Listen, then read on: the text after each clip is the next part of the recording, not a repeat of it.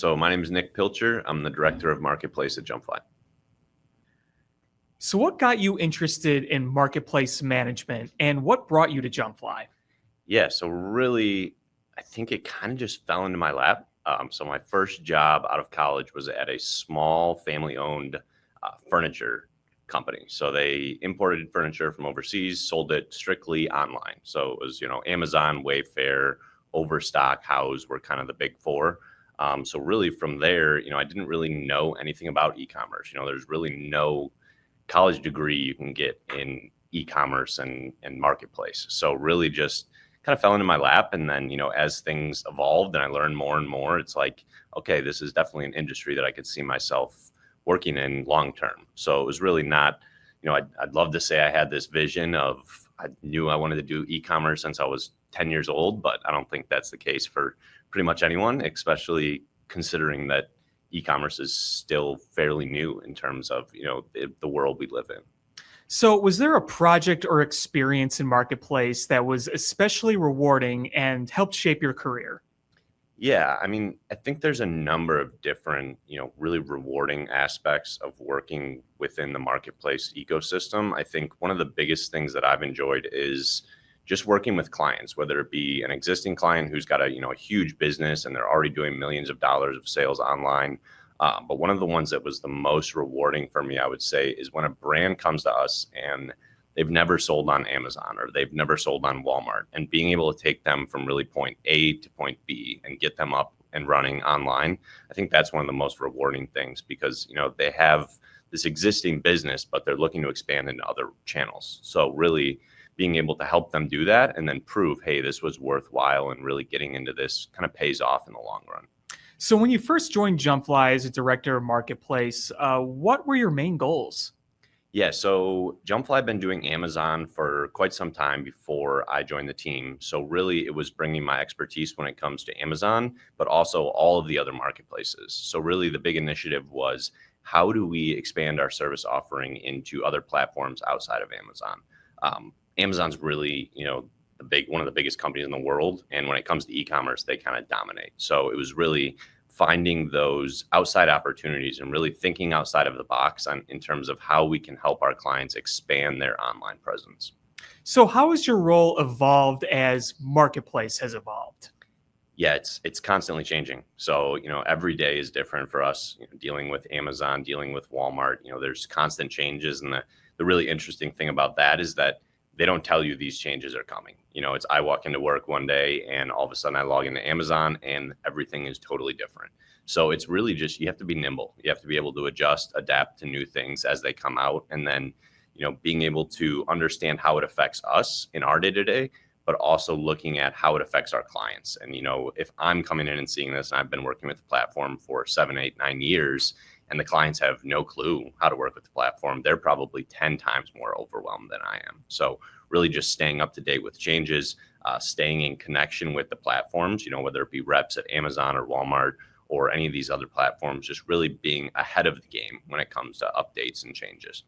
So what are some of the biggest changes that you've seen in marketplace and how has that influenced your approach with your clients? I'd say one of the biggest changes recently is, fees. So there's more and more fees getting added on to all these platforms. Obviously, you have a marketplace where you can kind of house your products as this online store. It's a great experience for the customer, but how do these platforms get paid? Fees. So really staying ahead of that and explaining to our clients that, just because you're getting hit with more fees doesn't mean that you're not going to be profitable. We can find ways to work with this and ways to adjust. Maybe it's raising prices or maybe it's, adjusting our advertising strategy. But I think, the cost of doing business on these platforms is something that's constantly changing. And if you don't stay ahead of it, it's very easy to quickly become unprofitable. So when you've worked in this role, what was a skill that you've developed that maybe you didn't expect you would develop? Yeah, I think the biggest piece and one of the most important pieces is communication. Getting on and talking with clients every day. It's so crucial that you're putting things into language that the clients can understand because, having worked with the platform for so long with myself and the team, we can talk all day and understand what each other are saying. But clients may not necessarily know what an ASIN is, or what PPC advertising on Amazon looks like. So really just over communicating and trying to simplify such a complex topic so that our clients can understand and kind of see our trajectory for their business and see if it aligns with what they're looking for. So why do you think brands choose to work with JumpFly, and what keeps you excited about your role in that? I think one of the biggest reasons brands enjoy working with us at JumpFly is the people. I think we've got such a great base of knowledge, and we also are constantly communicating with each other. So it's been really rewarding for me, with Amazon being a newer platform in terms of, Google and Microsoft and everything like that, being able to sit next to someone with 20 years of Google experience or Microsoft experience. It's really just allowed me to understand, why people love JumpFly. And, the personalities are great, the knowledge is great, and just the leadership in the industry. It blew my mind going to some of these Amazon events, and, people really do recognize the JumpFly name. So I think it's, that, as well as our reputation and just the way that we treat our clients. I think those are kind of the big factors there. So a lot of what you said kind of reflects on JumpFly's culture. Is there something about JumpFly's culture that really stands out to you? Yeah, I mean, it's really the basic and the easiest answer is the people. There's so many great personalities, so much great knowledge to be gained. I think that's one of the factors that really impressed me when I first came to JumpFly, but also, the openness between different departments. And, I can walk into our president's office at any time and have a conversation. It's not, no closed doors is kind of one of the biggest benefits I see working at JumpFly. How does the culture at JumpFly support innovation and collaboration within the marketplace team? I think when it comes to innovation, I think the freedom to, change our strategy and change the way that our team is built has been really awesome to see, honestly. Being able to kind of build this vision, but also adapt as we go, I think is one of the biggest benefits there. How do you optimize ad performance on Amazon and Walmart and successfully scale your client accounts? That's a great question. There's a lot of different strategies when it comes to, optimizing, building, and adjusting on these platforms. So really, it's a tailored strategy to the brand. Two brands are the same. I mean, even two brands in the same exact category may have, different margins or different goals for their brand overall. So really, when it comes down to it, it's communicating with the client and the brand and understanding what their goal, what their vision for this brand online is, and how do we make that happen on Amazon or on Walmart. Are there any metrics in particular that you use often or pretty much every day that you use to evaluate these performances? Definitely. Yeah. Amazon hits you with pretty much every metric you could ever imagine. ROAS is a big one, that return on ad spend. That's kind of your marketing guiding light. But then we also look at things such as click-through rate. How many people are actually clicking into our ads? Are they relevant? Impressions. How many people are seeing our ads and maybe not clicking into them? Looking at, your total revenue, that tacos number. How is your advertising efforts affecting the overall total business? So really just taking that holistic view and trying to absorb as much of the data as you can, and then make data-driven decisions off of that. So good communication is key in account management. How do you keep things clear and effective with both clients and your team members? Yeah, I think clients is a tough one because we get such a different range of knowledge when it comes to, marketplace platforms with our clients. So really being able to put our thoughts and our strategy into a language that's understandable for our clients. I think it's, it feels like at times we're telling them the most basic things, but it needs to be spelled out for them so they can understand, what we're looking at and how we're handling their account. And then with the team, it's just constant communication. We're talking every single day, connecting, whether it be on video calls or through chat, just making sure that, any updates or any big changes that come through, we're communicating those, as well as just staying on top of, hey, did you get this update from Amazon? What do you think it's going to do? How do you think it's going to affect our business overall? And just over communicating, I think, is kind of the key for our team. So how does creative strategy help drive client success on platforms like Amazon? Yeah, creative is huge. So, you can have the best PPC team handling your ads, but if your product page is not fully optimized with great images of the product, great images of the product in use, as well as, videos and some of the A+ content, there's so many different options on Amazon when it comes to utilizing your creative, not just in the advertising space, but on those product pages in your brand storefront, just being able to really showcase the brand as well as, build that emotional connection with the customer. It's great to showcase a product and someone using the product, but if you can build an emotional connection with that product and with the customer, it really goes a long ways in terms of, that brand loyalty, that brand recognition.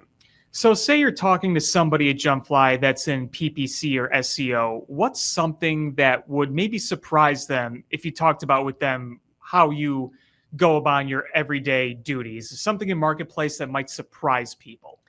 Yeah, so the biggest piece would be working with Amazon. People think, oh, you can reach out to Amazon at any time. You can talk to a real person, but I'd say, probably 75% of our communication with Amazon is a bot or, someone in a call center somewhere copying pasting responses. So really the level of communication we have with a physical person at Amazon is much less than you'd expect. Some of that is offset with having, being a verified partner and an agency partner of Amazon. So we do have a rep, but really just the amount of communication that is basically copy and paste templates from the Amazon team. If you could choose just one marketplace platform for your shopping, would you choose Amazon, Walmart, or Etsy, and why? It's a great question. I think I'd have to go with Amazon simply because I can find anything I want on Amazon. They prioritize, the fastest shipping speeds, best prices, and the vast collection of items on there. So, if I'm shopping on Etsy only, I'm probably limiting myself to a number of items. Walmart's getting there, but really Amazon is kind of the one-stop shop for anything you need online. So what are your favorite topics to discuss with your fellow Jump Flyers non-related to professional? So just any casual conversation you might have with anybody in any department. What do you like to talk about with people? Yeah, definitely. So I'm a big sports guy. Obviously, pretty much I'd say most people in the office, at least most of the guys, are pretty interested in Chicago sports overall. I'm also, a big reader. So it's some people find it surprising. I like fantasy novels, those sort of things. So it's kind of, there's different ways I can connect with different people. I've been big into golf lately, even though we're coming up on winter time here. So, those are kind of the main topics, but I really like to hear anything anyone likes to talk about. I kind of enjoy learning different things and what people are into. What's one piece of advice you like to give to somebody that's new to marketplace management? Yeah, that's a good one. I would say just learn as much as you can. It's so overwhelming when you first step into this world of Amazon and marketplace platforms that, you can never know enough. It's constantly changing. Something that was, best practice last week may have changed and not be best practice this week. So really just trying to absorb as much information as you possibly can while kind of filtering out any of that noise in terms of, difficulties, roadblocks, issues that you're running into. So where do you see marketplace heading in the next few years, 3 years, 5 years, and how do you keep your clients prepared for such changes? Yeah, there's a lot coming down the pipeline. I think there's, been some pretty big disruptors in the space, whether it be Temu or, Shein, some of these different platforms. But I think that it's going to continue to grow. I really think that people are enjoying the online shopping experience. I don't go to the store unless I have to. Obviously like grocery shopping, those sort of things are, kind of ideal to get in the store and see exactly what you're looking for. But really, I think we're just going to see more and more of a reliance of ordering things online, but also, the shipping speeds. We've already got same day, if not next day shipping. So I think it's going to be, a matter of I click a button and it's at my doorstep in a couple hours. So I think that's going to continue to evolve. Just the dominance of players like Amazon and Walmart are going to continue to grow. But I'm really excited to see where it goes in the future. So as this evolves, continues to grow and change, what skills do you think are essential for marketplace managers to have as this growth happens? Yeah, I think being nimble is one of the biggest pieces here. You need to be able to adapt and change, turn on a dime when things go wrong or things update. We can come in and things have completely changed from where they were at yesterday. So I'd say being nimble, being able to adapt, but also being open to outside of the box strategies. There's so many people playing in this Amazon space right now, in this marketplace space, that if you're just doing the same thing, yeah, you may see success, but you're going to limit yourself when you're trying to scale your business. So being nimble, being able to adapt, and then being open to different opportunities and ideas. Are there any recent changes or trends in marketplace that have shaped how you approach brand management on platforms like Amazon and Walmart? How do you help clients adjust to these changes? And how do you stay current with all these changes happening? Yeah, one of the big ones that comes to mind immediately is AI. So all of these platforms are integrating some sort of AI. And one of the big ones that I've realized recently is that Amazon is using AI to help our clients manage their business, which is kind of throwing a wrench in what we're doing, because Amazon's trying to use these tools to make things so much easier for the client to manage their own business that it's almost eliminating a little bit of the agency space. So really being able to, one, adapt to those tools and understand how those tools are working, how they're affecting advertising, how they're affecting customer behavior, but also really just being able to add more value outside of our core services. So thinking outside of the box, saying, hey, maybe you had a down month last month, or the last quarter has been really tough for you. Here's a couple different ideas of opportunities that may not be your standard playbook of how you go about Amazon or Walmart or Wayfair, eBay, whatever it may be. But we think these are some outside opportunities that could really help you grow. So what excites you the most about the future of marketplace management, especially with ad optimization? Yeah, I think the most exciting piece is how is AI going to change, the experience for the user. I think that, it's getting so detailed in terms of the metrics that we're getting based off of our customer behavior, that search behavior that the customers are going through. How are they getting to that path to purchase? So really, I think just being able to stay on top of all of that and understand where these changes are coming from and what the actual intent of these changes are is going to be crucial. I think it's really exciting, but it's also, frightening, because there's, with AI, if you're talking to a chatbot and they're recommending 10 products, where are your ads even coming from? So I think just being able to adapt to some of these new tools, these new features are really exciting, but it's also, it's going to be a hurdle. It's going to be a roadblock. So just finding ways to fight and continue to grow. So can you share a notable success story that shows the impact of our marketplace services here at JumpFly?